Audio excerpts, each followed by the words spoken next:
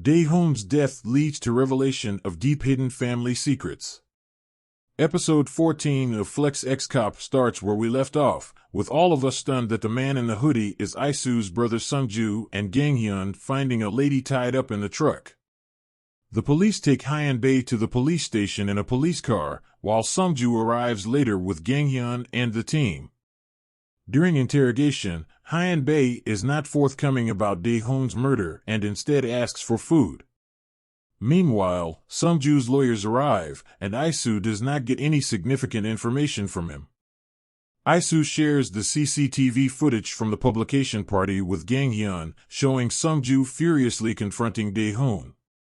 Gang-hyun asks if she can trust Isu to remain objective during the investigation and if he will arrest his brother if they find out he violated the law.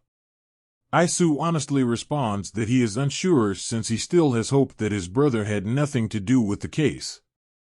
Chief Park and Gang-hyun talk to Sungju with his lawyer when he agrees to tell them his side of the story so long as he will not be regarded as a suspect. Sungju informs that Dae-hoon was his mother's senior in college, and he knew that she had an affair and had been blackmailing her for a while.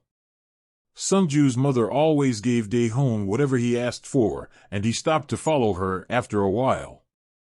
However, he resurfaced with new threats when Sungju's father started his race for mayor.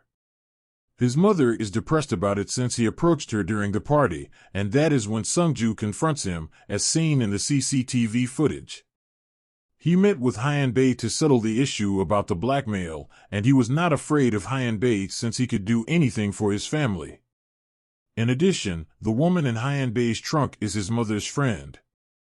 They met recently while playing golf, became friends, and even went on a trip together. Sungju's mother collapsed when she got the call about the kidnapping and was hospitalized. Junyoung visits the kidnapped woman, Mi-yeon, in hospital.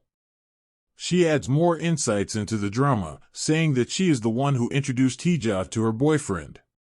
In addition, she knew about Dae-hoon's blackmail and that Hee-ja had paid him several times, but this time, he asked for a large amount, prompting Mi-yeon to step in.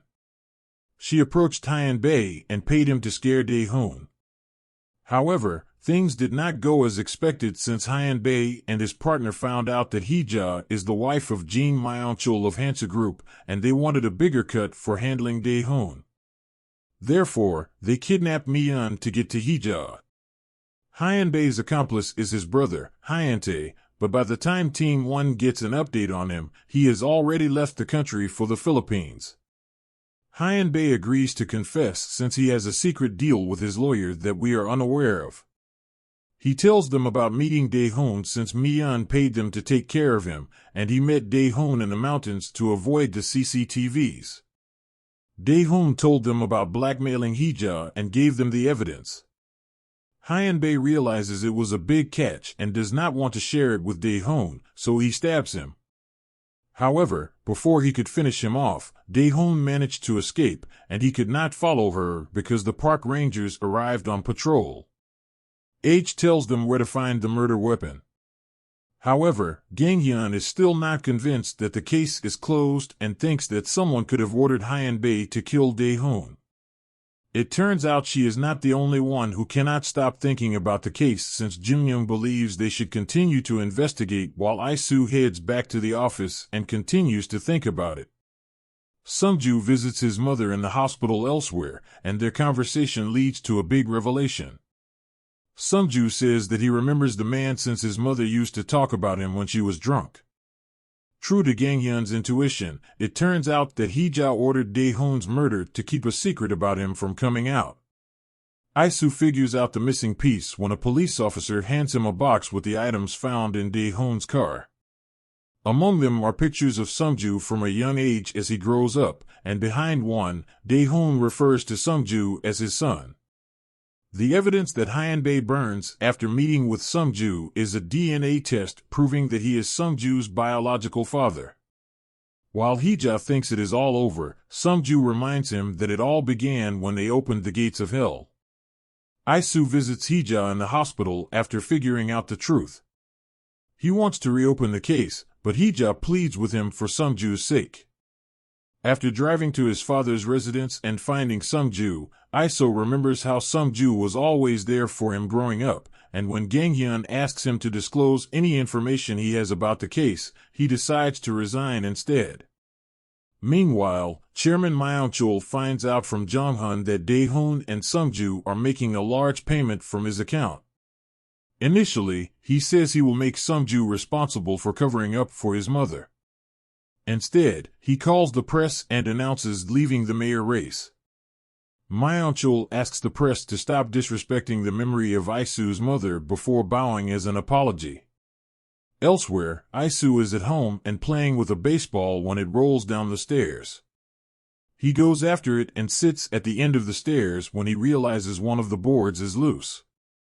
Suddenly, his memories go back to when he was younger, and he saw his mother take the sleeping pills, which he now finds hidden inside the loose staircase. He remembers asking his mother about the pills, and she strictly forbade him from touching them since they are dangerous and he could die if he took many of them. On the day she died, he remembers that she arrived home, put her handbag on the table, and went into the kitchen to prepare dinner.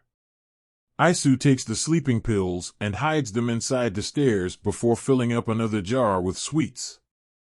When his mother asks about the pills, he lies that he threw them away since he did not want her taking drugs that could kill her and gave her the jar of sweets.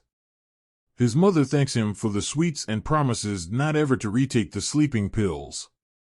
He remembers hearing the front door open that night, but he does not remember anything else since Myeong-chul took his memory. At the end of the episode, Isu arrives at a cabin in the woods and finds his father inside. He tells him that he remembers that his mother did not take any sleeping pills since he had hidden them away. He wants to know why his father took his memory of that night and what he did to his mother.